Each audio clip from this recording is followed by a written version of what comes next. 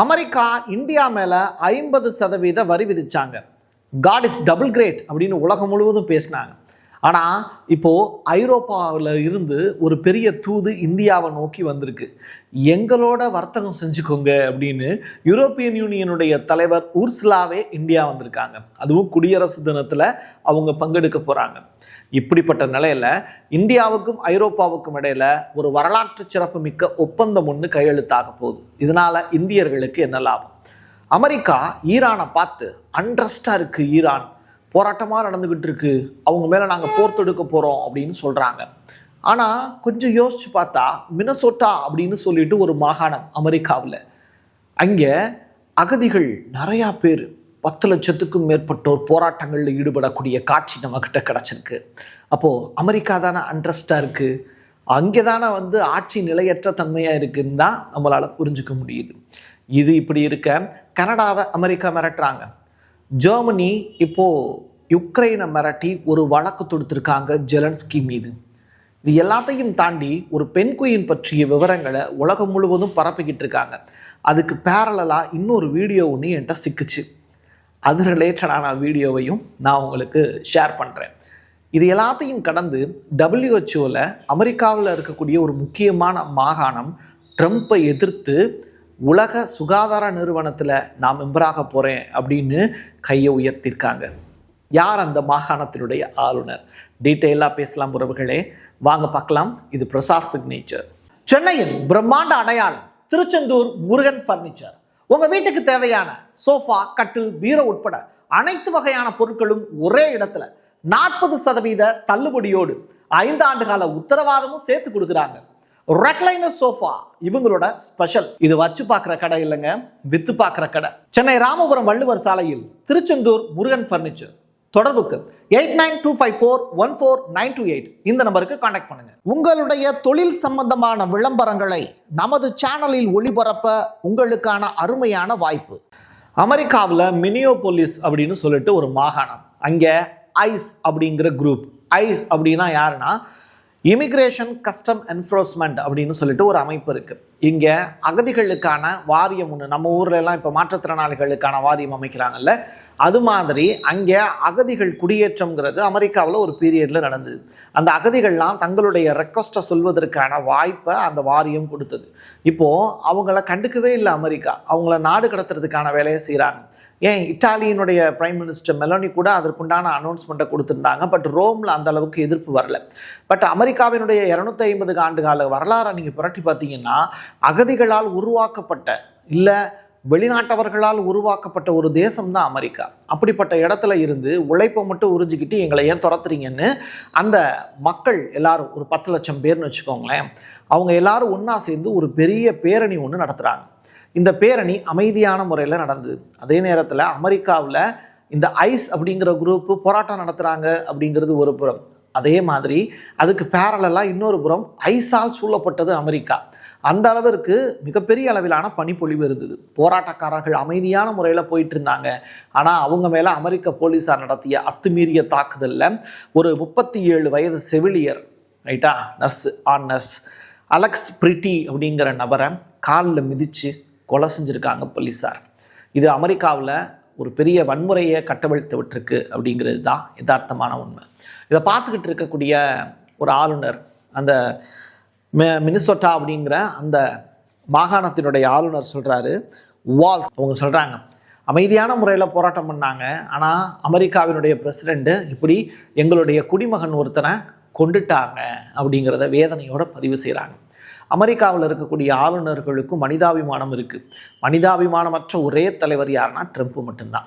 ஜெர்மனியினுடைய AFD அப்படின்னு சொல்லிட்டு ஒரு கட்சி, அந்த கட்சியை சேர்ந்த ஒரு அழகான லேடி, அவங்க north stream panchayat, north stream 1 north stream 2 எங்கே இருந்துன்னா ஜெர்மனியிலேருந்து ரஷ்யாவுக்கு, ரஷ்யாவிலேருந்து ஜெர்மனிக்கு பைப்லைன் ஒன்று போகும். அந்த பைப்லைனில் ரஷ்யாவோட ஆயில் ஜெர்மனிக்கு போயிட்டு இருந்தது. அந்த 2 பைப்லைனுமே கடலுக்கு நடுவில் போயிட்டு இருக்கக்கூடியதை உடைச்சாங்க. யார்? ஜெலன்ஸ்கிங்கிற அந்த உக்ரைனுடைய அதிபர். இந்த பஞ்சாயத்து நடந்து முடிக்கும் போது ஜெலன்ஸ்கி அவர்கள் நான் அப்படி செய்யலைன்னு சொன்னார். பட் ரஷ்யா அதற்குண்டான ஆதாரங்கள் எல்லாத்தையும் கொடுத்து நீங்கள் தான் செஞ்சீங்கிறத ப்ரூவ் பண்ணி முடித்தாங்க. இப்படிப்பட்ட நேரத்தில் இப்போது ஜெர்மனியை சேர்ந்த அந்த ஏஎஃப்டி அப்படிங்கிற கட்சியை சேர்ந்தவங்க உக்ரைன் மேலே வழக்கு தொடர்ந்துருக்காங்க. ஜெர்மனி இப்போது ரஷ்யா பக்கம் சாஞ்சிருச்சு, அமெரிக்கா பக்கமும் நிற்கிறாங்க. இருந்தாலும் ரஷ்யா பக்கம் சாய்வதற்கான எல்லா முயற்சியுமே ஜெர்மனியினுடைய அதிபர் மெர்ஸ் அவர்கள் எடுத்துக்கிட்டு இருக்காங்க.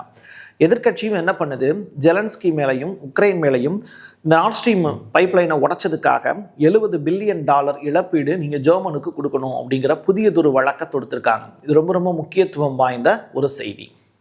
இது ரஷ்யாவுக்கு கிடைத்த வெற்றியும் கூட. உலகம் முழுவதும் பெண்குயின் பற்றிய வார்த்தைகள் பெரிய அளவில் பேசுபொருளாக மாறி இருக்கு. அதற்கு மூளைச்சிதைவு ஏற்பட்டு விட்டது, பைத்தியம் பிடிச்சிச்சு, அது வாட்டுக்கு தனியாக போயிட்டுருக்கு அப்படின்னு சொல்கிறவங்க இருக்காங்க. இன்னொரு புறம் பெண்குயின்கள் ரொம்ப புத்திசாலியானது, கூட்டமாக சேர்ந்து வாழக்கூடியது. அப்படிப்பட்ட ஒரு காட்சி எனக்கு ஒன்று கிடச்சிது. ஒரு ஐஸ் பிரேக் ஆகுது, அதில் ஒரே ஒரு பெண்குயின் மட்டும் தனியாக இருந்தது. தனித்து விடப்பட்ட அந்த பெண்குயின் தன்னோட கூட்டத்தோடு சேரக்கூடிய காட்சிகள் அரங்கேறுது. இன்னொரு புறம் ட்ரம்ப்போ பெண்குயினோடு சேர்ந்து அப்படியே நடந்து போகிற மாதிரியான காட்சிகள் ட்விட்டர் அண்ட் இன்ஸ்டா எல்லாத்துலேயும் ஃபேமஸாக பேசு பொருளாக மாறி இருக்கு. ட்ரம்ப் அவர்கள் பேசி இருக்கக்கூடிய விஷயம் கூட, நானும் அந்த பெண்குயின் மாதிரி தான், என்னுடைய நடைபாயணம் அப்படிங்கிறது தனித்துவமானது அப்படின்னு சொல்லியிருக்காரு. அதுக்கு மக்கள்லாம் என்ன சொல்கிறாங்க, அது போய் செத்து போச்சு, அதே மாதிரி நீ எங்கேயாவது போய் விழுந்து செத்து போயிரு, அது பைத்தியம் முடிச்சிருச்சு, உனக்கு பைத்தியங்கிறதும் எங்களுக்கு தெரியும் அப்படிங்கிற மாதிரியான வார்த்தைகளை பயன்படுத்திக்கிட்டு இருக்காங்க மீம்ஸ் அடிப்படையில். இது சரியாக தவறான்னு எனக்கு தெரியாது, நீங்களே ஒரு பதிலை சொல்லிக்கலாம். யூரோப்பியன் யூனியன் இப்போ ஏமாற்றப்பட்ட ஒரு கூட்டமைப்பாக மாறிடுச்சு. நாட்டோ, அமெரிக்கா இல்லாட்டி நாட்டோவை இயங்காது அப்படிங்கிற சூழ்நிலை உருவாயிருச்சு.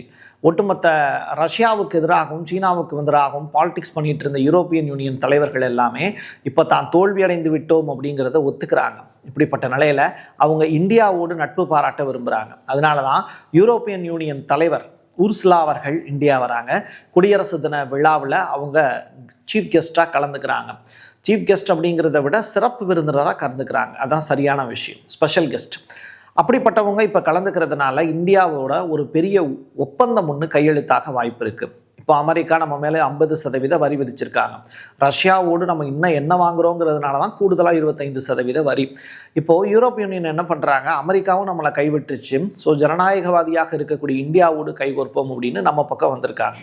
இதனால் இந்தியர்களுக்கு நிறையா பேருக்கு வேலை கிடைக்க வாய்ப்பு இருக்குது, அதிகமான அளவில் ஒப்பந்தங்கள் கையெழுத்தாக வாய்ப்பு இருக்குது, நிறையா பேர் யூரோப்பில் போய் படிக்கிறதுக்கான வாய்ப்புகள் எளிமையாகும், விசா உள்ளிட்ட விஷயங்கள் எல்லாமே ஃப்ரீயாகும். இதனால் இந்தியர்களுக்கு ஏகப்பட்ட லாபமும் இருக்குது. பட் உர்சுலா அவர்கள் இங்கே வர்றதுக்கும் கிரீன்லாந்து பாதிக்கப்பட்டது ஒரு முக்கியமான காரணம். கிரீன்லாந்து, மெக்சிகோ இந்த நாடுகள்லாம் அமெரிக்காவால் கடந்த சில நாட்களாக ரொம்ப பெரிய அளவில் தொந்தரவுக்கு உள்ளானாங்க. மெக்சிகோ இப்போதைக்கு தப்பிடுச்சு, ஆனால் வெனிசுலா மாட்டிக்கிச்சு. ஆனால் இப்போது கிரீன்லாந்து அப்படிங்கிறது யூரோப்பினுடைய வாழ்வாதார பிரச்சனையாக மாறிடுச்சு. நாட்டோவில் அங்கத்தினராக இருக்கக்கூடிய கிரீன்லாண்டையே இப்படி அமெரிக்கா வந்து போட்டு தாக்குது அப்படின்னா நாட்டோ கூட்டமைப்பு இருந்து என்ன பயன் அப்படின்னு இப்போது யூரோப்பியன் யூனியன் யோசிப்பாங்க. நம்முடைய நலனே இப்போது அமெரிக்காவினுடைய நலன் தான் நம்முடைய நலன் மாறிப்போச்சு, அப்போது நம்முடைய மக்கள்லாம் அவங்களுக்கு அடிமையாக சேவகம் செய்யணுமா அப்படிங்கிற அளவுக்கு யூரோப்பியன் யூனியன் இப்போ யோசிக்க ஆரம்பிச்சிருக்காங்க. அதில் ஜெர்மனியினுடைய மெர்ஸ் வந்து இப்போ ரஷ்யா பக்கம் சாஞ்சிருக்காரு. பட் உர்சுலா வந்து அவங்க அப்படி செய்ய முடியாது. ஒட்டுமொத்த யூரோப் யூனியனுக்கும் அவங்க தான் தலைவர். அவங்க என்ன பண்ணுறாங்க, இப்போ இந்தியா பக்கம் வராங்க. ரெண்டாவது, ரஷ்யாவும் சீனாவும் தான் நம்முடைய எதிரிகள் அப்படின்னு யூரோப்பியன் யூனியன் கட்டமைச்சிக்கிட்டு இருந்ததை இப்போது உடைக்க ஆரம்பிச்சிருக்காங்க. காரணம் என்னென்னா, கம்யூனிசம் ஒட்டுமொத்த யூரோப்பையும் மாற்றிடும், நம்முடைய கல்ச்சரை சேஞ்ச் பண்ணிடும், நம்ம தான் உலகத்தில் உயர்ந்தவர்கள் அப்படிங்கிற நிலைப்பாட்டை மாற்றிடும் அப்படின்னு தான் இவ்வளோ நாள் யூரோப்பியன் யூனியன் தலைவர்கள் சீனாவையும் ரஷ்யாவையும் கம்யூனிசத்தையும் பெருசாக எதிர்த்தாங்க. இப்போ அதே கம்யூனிசத்தையும் ரஷ்யாவையும் சீனாவையும் அவங்க ஆதரிக்க வேண்டிய ஒரு நிலைக்கு போயிருக்காங்க. அதனுடைய முதல் ஸ்டெப்பு தான் இந்தியாவை ஆதரிப்பது. பிரிக்ஸ் கூட்டமைப்பில் ஒன் ஆஃப் த கண்ட்ரியாக இருக்கக்கூடிய இந்தியாவோடு அவங்க நல்லுறவு கொண்டாங்க அப்படின்னா அவங்களும் நல்லா இருப்பாங்க, நம்மளும் நல்லா இருப்போம். ஸோ நாணய பரிமாற்றம் அப்படிங்கிறது டீடாலரைசேஷன் அப்படிங்கிற அந்த ஒரு நெடுந்தொலைவு திட்டத்துக்கு முன்னோட்டமாக இந்த ஒப்பந்தங்கள்லாம் அடுத்தடுத்து கையெழுத்தாக வாய்ப்பு இருக்குது. இருந்தாலும் யூரோப்பியன் யூனியன் கண்ட்ரி டாலரை எதிர்த்து சண்டை போட மாட்டாங்க, ஆனால் ட்ரம்ப்பை எதிர்த்து சண்டை போட்டுக்கிட்டு இருக்காங்கங்கிறத நம்ம தெளிவாக புரிஞ்சுக்கலாம். ஸோ லாபம் பார்க்காத யூரோப் இந்தியாவோடு இணைந்து லாபம் பார்ப்பதற்கான ஒரு பெருமுயற்சியில் ஈடுபட்டுக்கிட்டு இருக்காங்க. அதுக்கு நம்ம வாழ்த்துக்கள் சொல்லலாம். யூரோப் கண்ட்ரீஸில் மொத்தம் 30க்கும் மேற்பட்ட நாடுகள் இருக்காங்க. அவங்களில் கனடா மட்டும் இப்போது அமெரிக்காவை எதிர்த்திருக்கு. அதுவும் பிரசிடெண்ட் ட்ரம்ப்பை எதிர்த்து பேசியிருக்காங்க கனடாவினுடைய பிரைம் மினிஸ்டர் மார்க் கார்னி.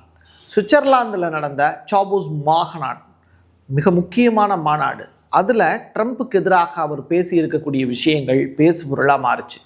அதற்கு பிரதிபலனா காசாவில் அமைதி வாரியம், அதுக்கு கனடாவுக்கு நான் அழைப்பு கொடுக்க மாட்டேன் அப்படின்னு ட்ரம்ப் பகிரங்கமாக அனௌன்ஸ் பண்ணார்.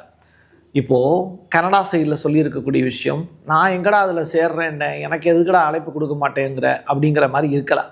இருந்தாலும் கனடாவினுடைய மக்களின் நலன் கருதி அவர் செய்திருக்கக்கூடிய மிக முக்கியமான விஷயம் என்னென்னா, ட்ரம்ப்பை எதிர்த்து பேசினார். இப்போது அதே ட்ரம்ப்பினுடைய காலடியில் விழுகிற மாதிரி ஒரு ஸ்டேட்மெண்ட்டை சொல்லியிருக்கார். ட்ரம்ப்பு அந்த மீட்டிங்கை முடிச்சுட்டு வந்ததுக்கப்புறம், கனடா சீனாவோடு வர்த்தகம் செய்து பார்க்கட்டும், அவங்க மேலே நான் 100% வரி விதிப்பேன் அப்படின்னு சொல்லி மிரட்டினார். உடனே மார்க் கார்னி காலில் விழுந்துட்டார். எப்படி தெரியுமா? கனடாவிலேயே உருவாக்குவோம், கனடாவில் தான் நாங்கள் பொருட்களை உருவாக்குவோம், அதே கனடாவிலேயே அந்த பொருட்களை விற்பனையும் செய்வோம். இப்படி ஏற்றுமதி கூட பண்ண மாட்டோம்யா, இறக்குமதியும் பண்ண மாட்டோம்யா, சீனா மட்டும் இல்லையா, எந்த நாட்டோடையும் நான் உறவே வச்சுக்கலையா, என் கூட நீ சண்டை போடாமறியா, அது போதும் எனக்கு அப்படின்னு 51வது மாகாணமாக கனடாவை ஆக்குப்பை பண்ணணும்னு நினைக்கக்கூடிய ட்ரம்ப்புக்கு இப்போ இவர் ஒரு நல்லதொரு ரெசல்யூஷனை கொடுத்துருக்கார். இது ட்ரம்ப்புக்கு அப்படிவா வலிக்கு அப்படின்னு தான் நினைப்பார். இதுக்கெல்லாம் காரணம், அமெரிக்காவினுடைய துமுருக்கு காரணம் என்ன அப்படின்னா, அவங்க கிட்ட இருக்கக்கூடிய வெப்பன்ஸ், ஆயுதங்கள் தான். மதுரா, வெனிசுலாவினுடைய அதிபர் அவருடைய மனைவியை கடத்திட்டு போனாங்கல்ல, அன்று இரவு அமெரிக்கா பயன்படுத்திய ஆயுதம் அப்படிங்கிறது சீனா, ரஷ்யா பாதுகாப்புக்கு மதுராவினுடைய அந்த மாளிகையில் இருந்தாங்க. அந்த அலுவலக ஊழியர்களை கூட, இப்படி இராணுவ வீரர்களை கூட மயக்கமடைய வச்சு, இரத்தவாந்தி எடுக்க வச்சு, ரைட்டா, இயற்கை உபாதைகளை ஏற்படுத்தி அவங்கள மூர்ஜையாக்கி தான் வெனிசுலாவினுடைய அதிபரை கடத்திட்டு போனாங்க. அதற்காக அவங்க பயன்படுத்திய அந்த மிலிட்ரி ஆக்ஷனுக்கு பேர் என்ன அப்படின்னா டிஸ்கம் பாப்புலேட்டர் அப்படிங்கிறது. அதாவது ஒரு சவுண்ட் சோனிக் வெப்பன் இருக்குது, அதை பயன்படுத்தி தான் அவங்கள அட்டாக் பண்ணாங்கன்னு சொல்கிறாங்க. ஸோ இப்போது சீனாவும் ரஷ்யாவும் அமைதியாக இருக்கிறதுக்கு காரணம் எங்ககிட்ட அவங்க மோத முடியாதுங்கிறதுனால தான் அப்படின்னு ட்ரம்ப் அவர்கள் சொல்லி இருக்கக்கூடிய இந்த வார்த்தை ஏற்புடையதான்னு அந்த நாடு பதில் சொல்கிற வரைக்கும் நம்ம பொறுமையாக இருப்போம். கலிஃபோர்னியாவினுடைய ஆளுநர், ஒரு பீரியடில் கலிஃபோர்னியா தீப்பத்தி எரிஞ்சப்போ கூட அந்த மாகாணத்தில் பணம்லாம் நான் கொடுக்குறேன், பட் அதை நீ காப்பாற்ற வேண்டியது உன்னுடைய பொறுப்புன்னு அந்த ஆளுநர் மேலே பழிய சுமத்திட்டு போயிட்டே இருந்தார் ட்ரம்ப் பதவியேற்ற வித்தின் மந்தில். அந்த அளவிற்கு மாகாணங்கள் மீதும் ஆளுநர்கள் மீதும் கடும் கோபத்தில் இருக்கக்கூடியவர் தான் ட்ரம்ப் அவர்கள். ஏன் கலிஃபோர்னியாவினுடைய ஆளுநர் அவர் கூட பார்த்தீங்கன்னா மிக முக்கியமான ஸ்டேட்மெண்ட் ஒன்று கொடுத்துருந்தார். அதாவது WHO இருந்து அமெரிக்கா வெளியேறலாம், ஆனால் அமெரிக்காவில் ஒன் ஆஃப் த மாகாணமாக இருக்கக்கூடிய கலிஃபோர்னியா நாங்கள் WHO தொடர்ந்து பணி செய்வோம் அப்படிங்கிற ஸ்டேட்மெண்ட்டை சொல்லியிருக்காங்க. இது பத்தாததுக்கு நியூயார்க் சிட்டியினுடைய மேயர் மம்தானி அவர்கள், அவர் அமெரிக்காவுக்கு எதிராக தான் செயல்பட்டுக்கிட்டு இருக்கார், ட்ரம்ப்புக்கு எதிராக செயல்பட்டுக்கிட்டு இருக்கார்.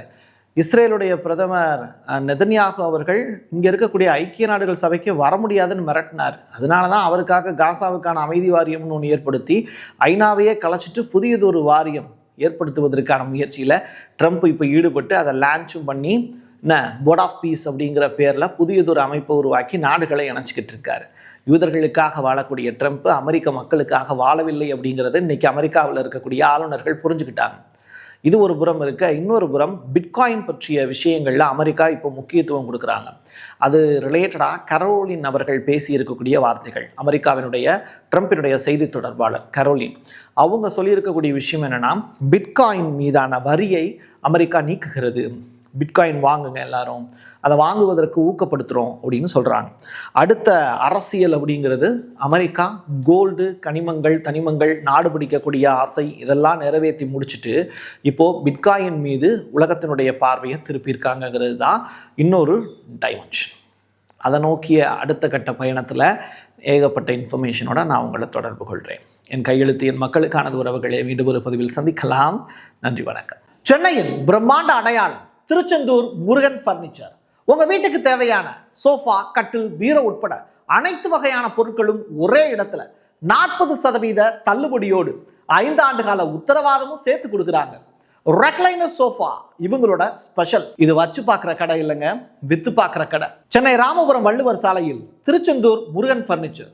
தொடர்புக்கு 8925414928 இந்த நம்பருக்கு காண்டாக்ட் பண்ணுங்க. உங்களுடைய தொழில் சம்பந்தமான விளம்பரங்களை நமது சேனலில் ஒளிபரப்ப உங்களுக்கான அருமையான வாய்ப்பு. Prasad signature media broadcasting private limited. நீங்க நியூஸ் ரீடரா மாறணுமா, கண்டென்ட் கிரியேட்டரா உருவாகணுமா, சேட்டலைட் சேனல்ல ரிப்போர்ட்டரா வேலை பார்க்கணுமா, டாக்குமெண்ட்ரி மேக்கிங்ல இருந்து ஜேர்னலிசம் பற்றிய முழுமையான பயிற்சி பெற உங்களுக்கான அருமையான வாய்ப்பு. எங்களை தேடி வாங்க.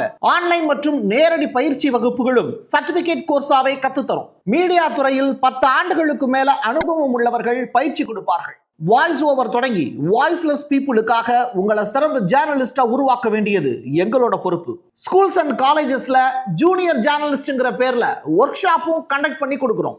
மோட்டிவேஷனல் ஸ்பீக்கரா கடந்த 15 ஆண்டுகளா கல்வி நிறுவனங்களுக்கு நிகழ்ச்சிகளும் நடத்தி தரோம். தொடர்புக்கு 9944790333 94493594 prasad signature@gmail.com.